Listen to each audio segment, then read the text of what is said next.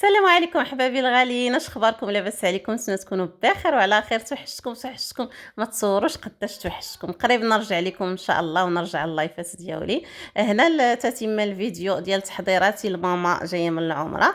هاد القريعات كنت شاركتهم معكم، غادي نزوقهم، وغنشارك معكم اشنو قررت انني ندير فيهم كافكار ممكن نتوما تستافدوا منها، اولا كان عندكم شي حد غيمشي للعمره تكون عندكم فكره.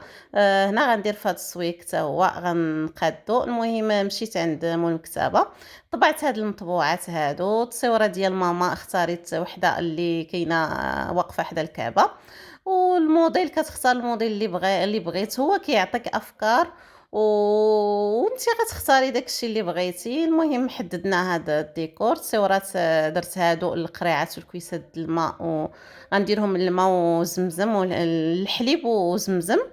هادو ديال القراعيد الماء، غنلصقهم في القرعة الماء.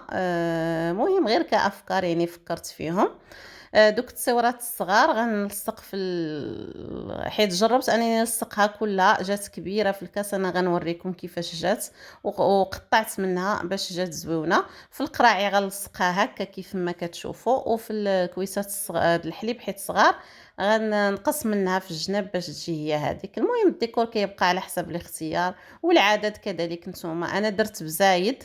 هنايا هاد السويكات درت فيهم هاد الديكور هذا.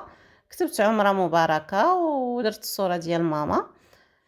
شي حاجه يعني اللي تكون خاصه بها، عجبني انني نميزها بشي حاجه. ها الكويسات هنايا لصقتها كانت كبيره ما عجبتنيش في الاول، من بعد نقصتها. نتوما شفتوا الفرق من نقصت لها في الجناب. كان الاقتراح ديال راويدو حتى هو. هنا القريعات درت الصوره كلها. الديكور انا يعني تعمدت انني ندخل النواغ بزاف على ود الكعبه، يعني في النواغ دخلت النواغ في التصاور. انا القريعات الماء حيدت لهم دوك اللصق اللي فيهم ولصقت فيهم هاد الصوره هادي. صراحه رواد اللي تكلف برافو لان رواد. ماشي ساهلين باش تلصقوهم، صراحة راه هو اللي صعاب. كيعرف يلصق. خاصكم يعني الطريقه كيفاش انتي تلصقوهم. على تبارك الله وصلوا النبي على رواد. عرف كيفاش انه يلصقهم. شوفوا الطريقه كيفاش كيلصق الوسط وكيدوز بالجناب، لان راهم ماشي ساهلين واخا كيبانوا لكم كيتكمشوا حيت فيهم اللصاق. كيجيو مكمشي الا ما عرفتوش تلصقوهم. صافي كلفتوه هو بهذه المهمه ديال انه هو يلصقهم. صراحه تبارك الله عليه قاد داكشي على حقه وطريقه. القراعي الكويسات ودغيا الزربه ما شاء الله عليه ربي يحفظو. هانتوما شفتوا الطريقه كيفاش كيلصق وبكل سهوله وما كتكمش. انا راه حمقوني. جا هو من ليكول هو يقول لي يا ارين انا نقادهم ليك. تبارك الله عليك كلفتو بيهم. هانتوما شفتوا كيفاش كتجي مقاده، الله يعطيه الصحه. هذا الزر الحر، الزر المزيان كناخذو من عند واحد السيد. ما غنعمروش دابا، تنمشي عند ماما للدار عاد غنعمرو.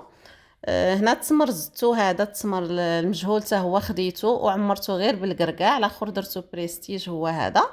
وخديت الماما، خرجت للسوق تقديت هذه الماما في البيض باش تبدل فيها. هي موجده حويجاتها وزدتها انا هذه فاش تبدل.